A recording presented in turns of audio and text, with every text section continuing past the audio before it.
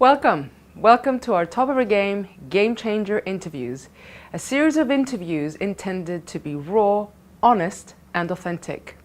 In this series, we will be interviewing women from the GCC and the Middle East who are trailblazing in completely male-dominated spheres or in areas where women were non-traditionally involved in.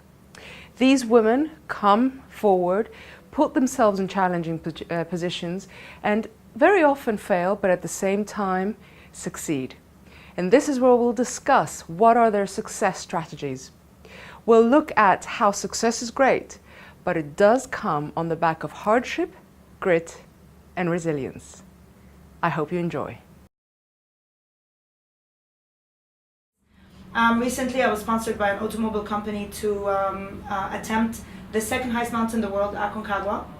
Unfortunately, we had to turn down due to terrible weather conditions, and like when I look back, like I get goosebumps, and it really hurts me and breaks my heart that it did not happen, because so many plans for 2017 were based upon that successful summiting, and now that it didn't happen, it changes all my plans for 2017. I'd like to ask you, on the back of that, what's your learning on dealing with failure? My learning, number one, is to always have plan B ready should plan A fail, because the reason why I got so upset and so down and so depressed when I went to Aconcagua is because I went putting all my hopes on this one summit, basing on it everything that was going to happen for me in 2017, and I honestly did not have plan B.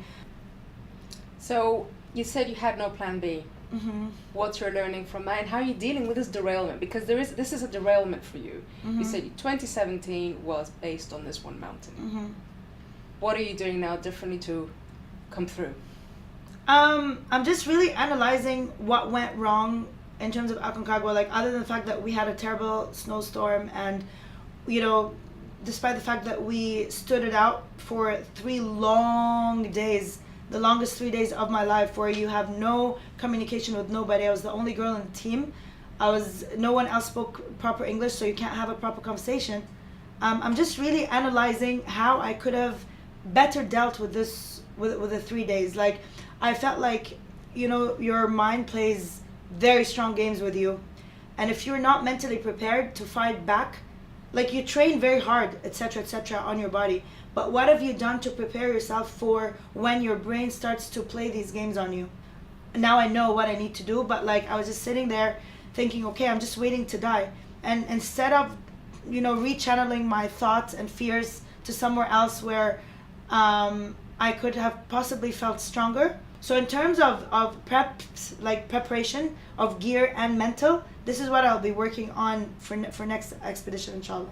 So this derailment or this failure of summiting Aconcagua is actually possibly going to be a lesson for you, mm-hmm. for what you want to achieve next year. For sure, 100%.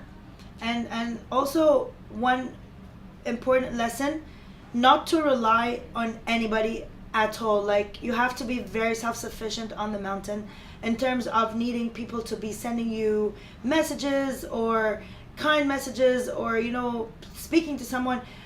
I feel like we go off to the mountains, especially for people like me who come from this part of the world. We're not prepared for this. We're used to everything easy. We can text, we can call. Mm-hmm. Everything is so easy at this part of the world. But when you're out there, you need to be prepared for being your own hero, literally, on the mountain. You don't need to speak to your mom. You don't need to speak to your father. You don't need to check your social media to see how many likes you got for your last post. Mm-hmm. And unfortunately, being a social media addict, I just felt like that sort of played its role, being so addicted to my social media, because you don't have any of that for 3 whole days, and you don't have your parents' support or friends' support. Mm. So self-sufficiency is one important lesson. Whatever it is, fine, it's not permanent, but at least to get you to the top.